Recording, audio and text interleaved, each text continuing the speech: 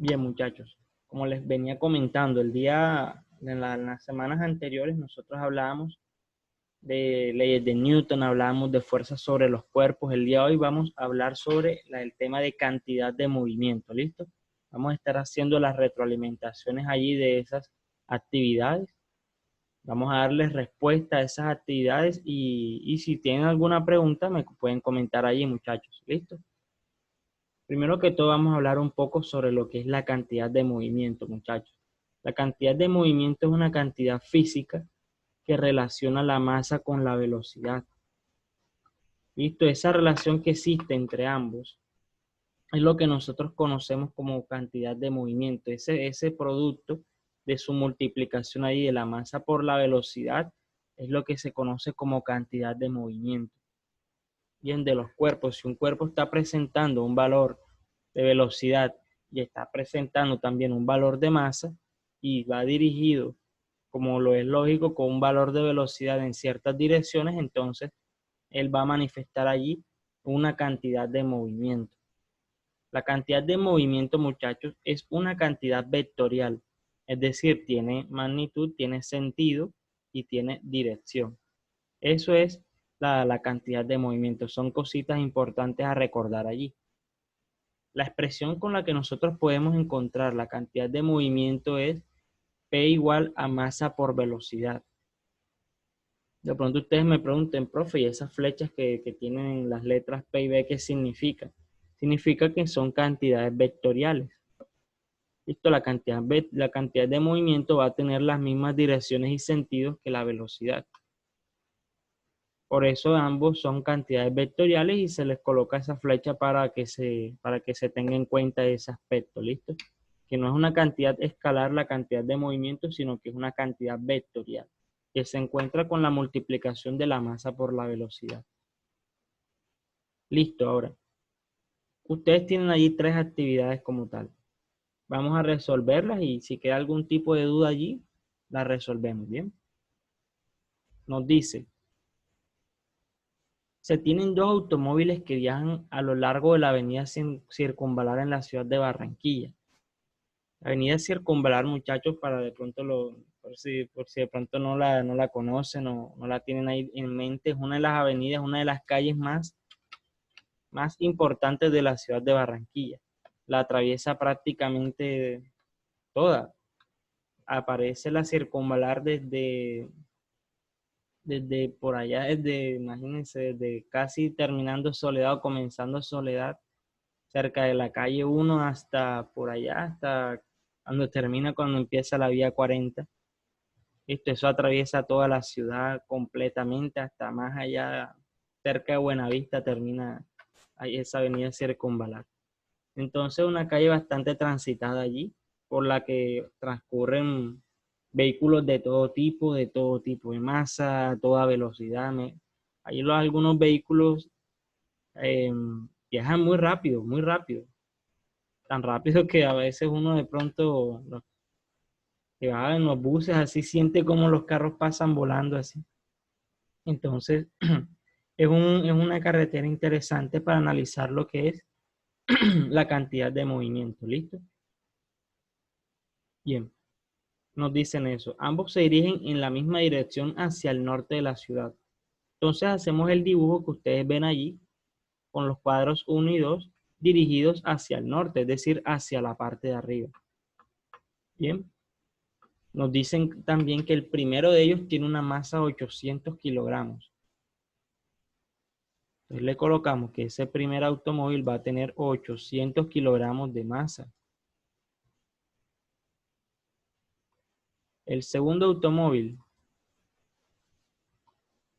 va a tener 1200 kilogramos de masa. Eso nos lo está diciendo el problema.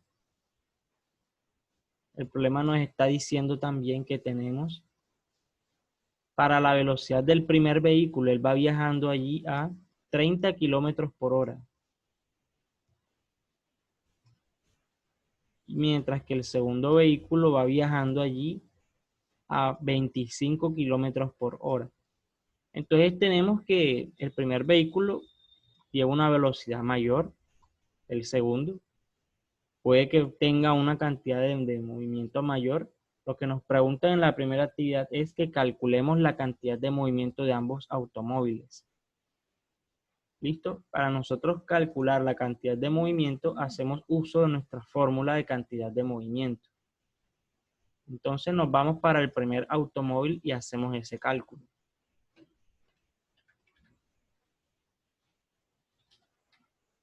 Para el automóvil 1, vamos a tener que la cantidad de movimiento de él va a ser igual a la masa 1 por la velocidad 1. Lo que hacemos simplemente es reemplazar los datos que tenemos.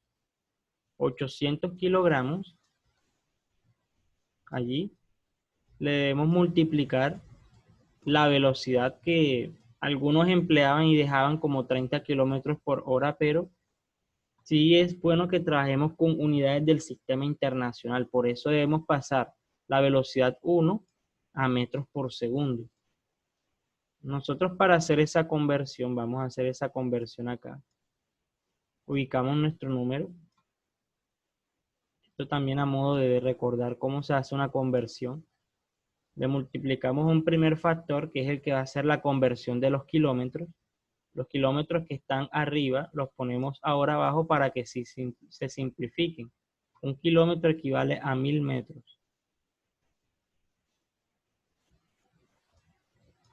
Por las horas que están dividiendo las pasamos acá a multiplicar. Y le colocamos su equivalente en segundos, que son 3600 segundos. Es decir, aquí se van a simplificar las unidades de kilómetros y se simplifican las unidades de hora. Nos quedarían unidades de metros sobre segundo. Listo, al hacer esa conversión allí, muchachos, ¿qué les daría como resultado? Vamos a hacer ese cálculo acá. Ustedes multiplican eso. Esos números que ustedes ven allí, les va a dar que la velocidad del vehículo 1 es de 8.33 metros por segundo.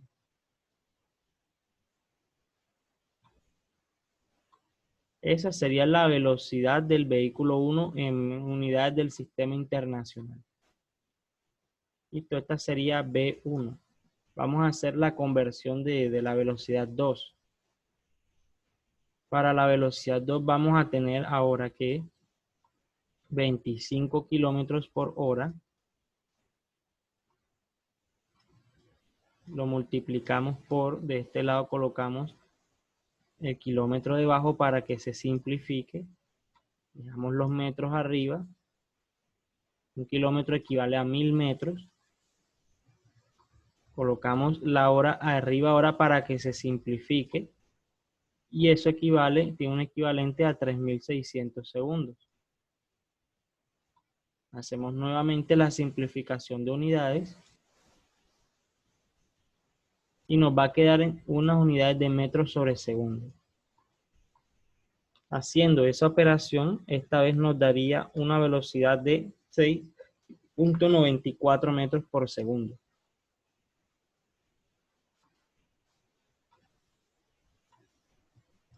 Es decir, vamos a tener que nuestra velocidad 2 va a ser de 6.94 metros por segundo.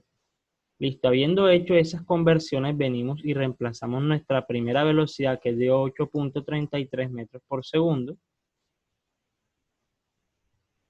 Efectuamos la multiplicación de esos valores allí. Sí es importante, muchachos, que en el examen y en los problemas acá de física en general, tengan a la mano sus calculadoras al momento de realizar los ejercicios. Listo, si nosotros hacemos esa multiplicación tal cual como la están viendo allí, les daría 6.664 kilogramos por metro sobre segundo. Y esa sería la cantidad de movimiento del vehículo 1.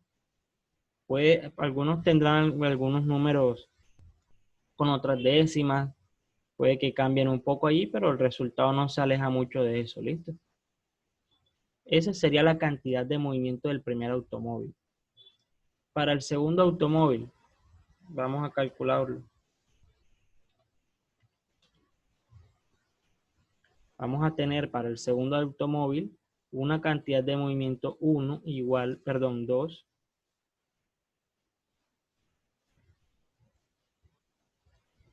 igual a masa 2 por velocidad 2.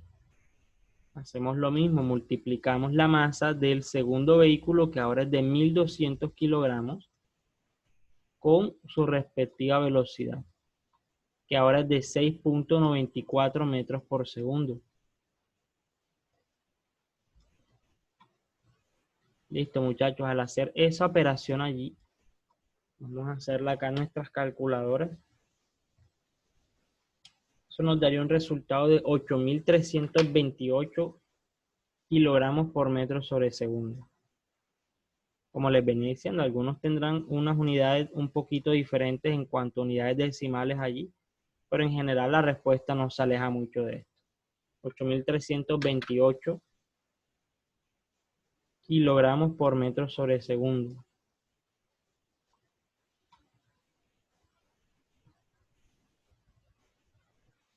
Y ahí hemos calculado las cantidades de movimiento correspondientes a nuestra actividad número 1. Entonces, hemos terminado ahí esa primera actividad. Nos preguntan ahora, en una segunda pregunta, ¿cuál de ellos presenta una mayor cantidad de movimiento? El que presenta una mayor cantidad de movimiento es el segundo vehículo. Ya se ha demostrado que gracias a que se tiene ahí, mediante los cálculos, un número mayor para el segundo vehículo, en la cantidad de movimiento se puede decir que va a tener una mayor cantidad de movimiento. Algunos estudiantes me decían o me colocaban que el primer vehículo tenía una mayor cantidad de movimiento por tener un valor de velocidad mayor. Entonces yo les comentaba que la cantidad de movimiento no solo depende de la velocidad, depende de la masa también. Y sí, es verdad que tiene una mayor velocidad, pero el segundo automóvil tiene un valor de masa. Hay una diferencia de valores de masa más significativa para el automóvil 2 y eso es lo que influye finalmente en la cantidad de movimiento de ambos vehículos, la masa del segundo vehículo. Listo, entonces en la segunda actividad la respuesta es automóvil 2. Sería allí la respuesta de esa actividad. En la actividad número 3 nos hace una pregunta. ¿Cuál de los vehículos presentará una mayor dificultad al frenar si de repente se aparece una persona en la carretera?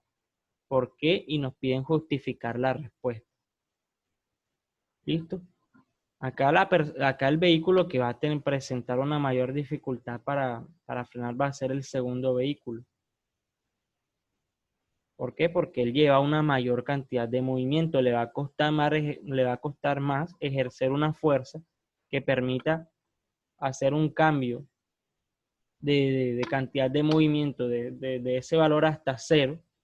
Listo, va a tener que ejercer una fuerza mucho mayor para pasar de esa cantidad de movimiento de 8.000 a una cantidad de movimiento de cero para poder detenerse antes de que una persona se detenga. ¿Listo? La cantidad de fuerza que va a aplicar es mucho mayor y por lo tanto va a tener una dificultad mayor al frenar. ¿Listo? El segundo vehículo. Algunos me colocaban que era el primero algunos me justificaban que era el primero por la velocidad también, pero realmente lo que influye en eso es la cantidad de movimiento que lleva el vehículo. Por eso, cuando nosotros vamos en ese tipo de carreteras, de pronto si ustedes han tomado algún bus o han atravesado esa carretera, de pronto, aunque hay puentes, no lo deberían hacer, pero ajá. Han visto algunos automóviles como tractomulas, como camiones que llevan mucha carga. Listo, ellos a veces pasan rápido y si de pronto les aparece algún obstáculo de repente, ellos no van a tener la capacidad de frenar tan rápido como lo haría una moto, tan rápido como lo haría un taxi, por ejemplo. No lo podrían hacer porque llevan una cantidad de movimiento muy grande y la fuerza que necesitan aplicar para detenerse es muy grande para hacerlo en el tiempo que necesita una reacción así como el intentar no llevarse a una persona. Entonces, como tal, muchachos, las, esas serían allí las actividades que nosotros tenemos pendientes para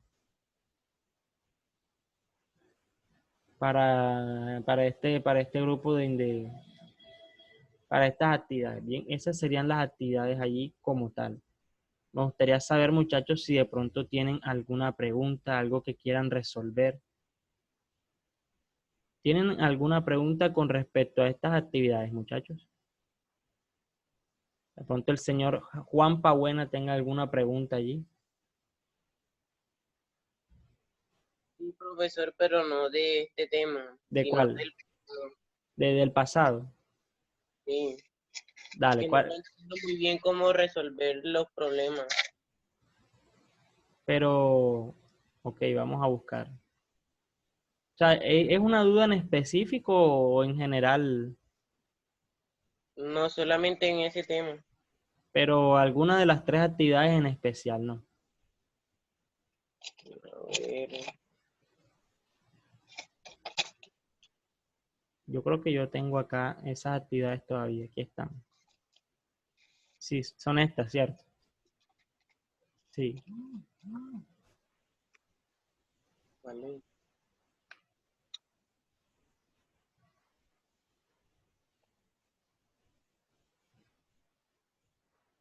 O sea, tu duda es en este tema, el de las leyes de Newton. Sí, profesor. Pero por eso, o sea, la duda como tal es en qué aspectos, porque acá hay varias cosas. Acá nosotros vemos diagramas de cuerpo libre, vemos las leyes de Newton, que es lo principal, lo de las sumatorias de fuerzas, vemos lo que son las fuerzas, los tipos de fuerzas, vemos ya empezamos a ver funciones trigonométricas allí, que era lo que yo les hablaba, de lo que fue la razón por la que nos quedamos el resto de la clase. Allí les colgué un video explicándoles allí cómo trabajar un poco esa parte de las funciones trigonométricas. Entonces no sé de cuál de todos esos aspectos así tienes un poco más de duda. Yo vi ese día que era en las funciones trigonométricas, como tal. La identificación de cuál es el adyacente, de cuál es la fórmula adecuada, de cuál es la fórmula del seno. Eso era lo que yo veía en la última clase. No sé si a eso te refieres. En esta, de tercera ley. Espérate, vamos. No, pero déjame ponerte un poco más grande ahí. De la tercera ley.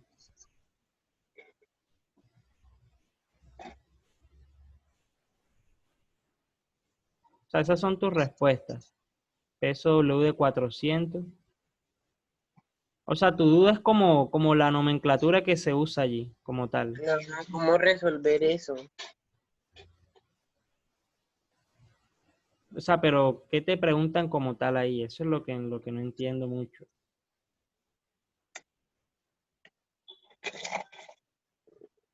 Mm,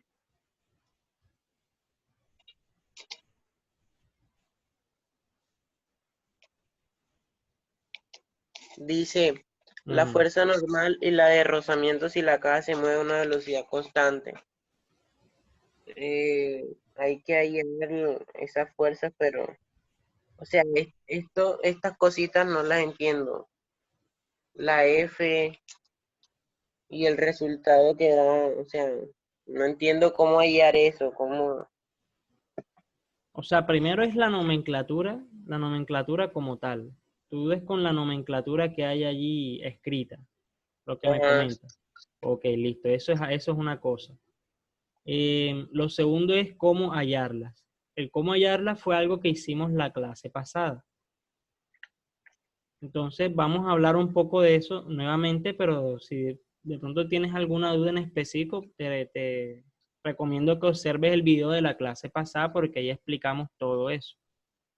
Entonces, dale, no te preocupes, vamos a hablar de esa nomenclatura un poco. Bien, muchachos, yo vi lo siguiente. Juan, ¿qué tiene allí, muchachos? Juan tiene, por ejemplo, que hay una fuerza, por ejemplo, el peso es una fuerza.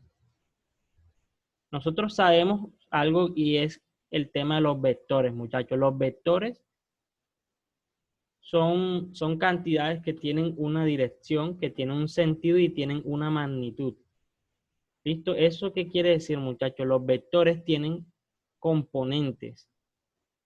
¿Listo? Por ejemplo, nosotros vamos a suponer, tienen componentes, o sea, tienen cosas que constituyen al vector, que constituyen la dirección de un vector. Por ejemplo, nosotros tenemos un vector que va dirigido hacia ese sentido. Esa es su dirección. Él tiene allí, supongamos, 30 grados con respecto a la horizontal. Él inicia en este punto y finaliza en este punto de acá. Esa es la dirección de ese vector. Listo, pero a nosotros nos ayuda para efectos de análisis y de cálculo expresar ese vector mediante sus componentes. Listo, vamos a suponer que este es el vector B. Listo, ese vector B se va a expresar en sus componentes Bx, listo, que es la componente horizontal, y By, que es su componente vertical. Esas serían las componentes correspondientes a ese vector de B. Bien, muchachos. Ahora, algo que ustedes veían en matemáticas de pronto, cuando hablan de pronto de puntos en un plano cartesiano, vamos a hablar un poco de eso.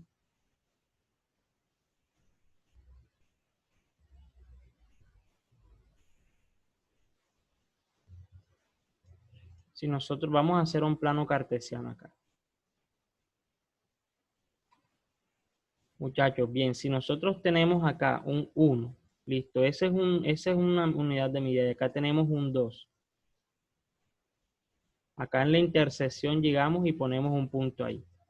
Yo les pregunto, muchachos, para ustedes, aquí este va a ser nuestro Y, este va a ser nuestro X. Los puntos coordinados vendrían a ser X, Y. Yo les pregunto, muchachos, ¿cómo sería ese valor del punto coordinado allí? Expresado de esta forma como un número, otro número. ¿Cuál sería ese punto coordinado allí? 1,2. 1,2, muy bien. Listo, ahora, esa es la forma en la que se escribiría ese número. Bien, entonces, un vector, ¿cómo nosotros lo asociamos a esto? Un vector iría, así como ustedes lo están viendo ahí arriba, iría desde su origen hasta ese punto. Y ese sería el vector de B. Su componente horizontal, ¿dónde estaría, muchachos? Estaría aquí dirigida desde el origen hasta el primer punto. Su componente vertical, ¿dónde iría? Dirigida desde ese punto hasta allá arriba. ¿Qué quiere decir eso, muchachos? Que la medida del componente vertical horizontal es de 1 y la medida del componente vertical es de 2. Es decir, nosotros podemos representar ese vector también como esa representación de puntos coordinados. Es decir, nosotros podemos escribir ese vector de la forma Bx, By. Y por eso nosotros, así como me acabaron de decir, podemos denotar que esa es la cantidad 1,2. ¿Listo? Lo que Juan Pabuena nos mostraba allí era eso. ¿Listo? Era esta notación de componentes. Ustedes pueden encontrar los vectores que se escriben de muchas formas. Esa es una forma en la que emplean allí la escritura de los vectores. De esa forma, y mediante puntos coordenados, y es algo que deben conocer ustedes, tal cual como me han comentado, y de esa forma se vería. No sé si quedó un poco más clara ahora esa notación allí, Juan. Tú puedes relacionar esas coordenadas con estos planos. Sí, sí quedó un poco más claro, Juan. Lo del plano sí. Listo, ahora la pregunta es cómo calcularlas. Bueno, ¿qué recomendaciones les doy yo para calcular los valores, muchachos? Primero, extraigan los datos. Segundo, hagan el diagrama de cuerpo libre. Al hacer el diagrama de cuerpo libre, ustedes expresan luego sus respectivas leyes de Newton, teniendo en cuenta la situación que tienen. Por ejemplo, si es un cuerpo que está en reposo, se está cumpliendo la primera ley de Newton. Si es un cuerpo que está en movimiento de velocidad constante, está en reposo y también se cumple la primera ley de Newton. Si es un cuerpo que está acelerando, es decir, que su velocidad está cambiando, está cumpliendo la segunda ley de Newton. que dice que la sumatoria de fuerza es igual a masa por aceleración. Y en la tercera ley de Newton ya nos hablan es de las reacciones que ocurren cuando un cuerpo ejerce fuerzas sobre otro cuerpo. ¿Listo? Que es una reacción allí de igual magnitud.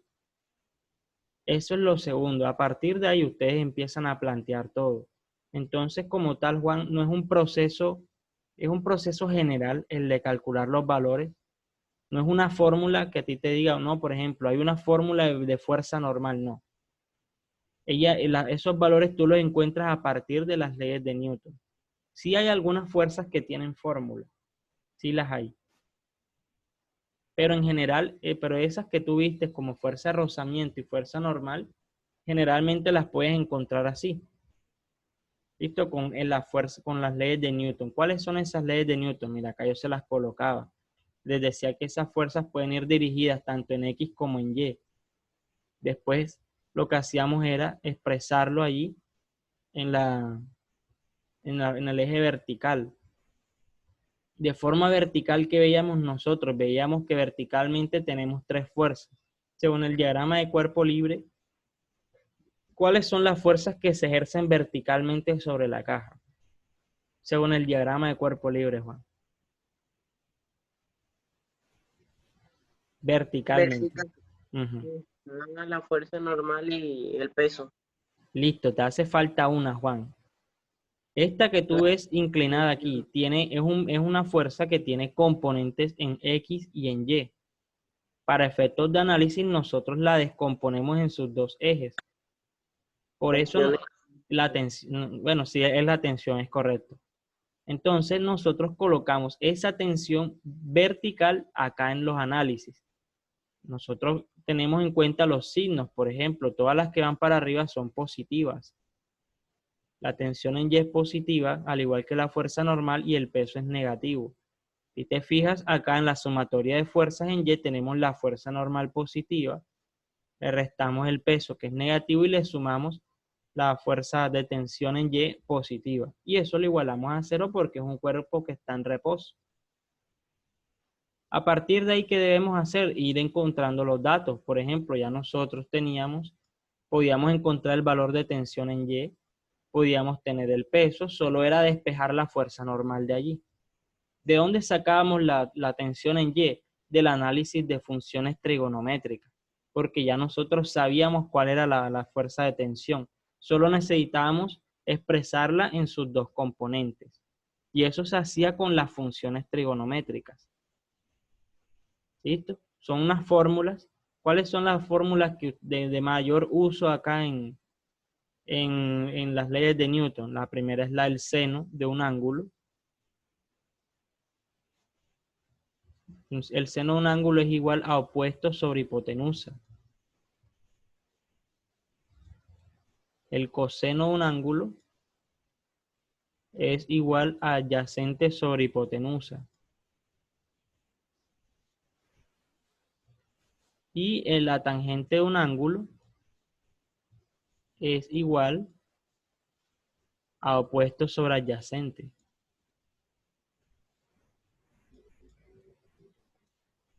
Hay otras funciones, además de estas, que son, se puede decir, inversas a esta. Por ejemplo, hay una función que se llama cosecante, que es igual a hipotenusa sobre opuesto.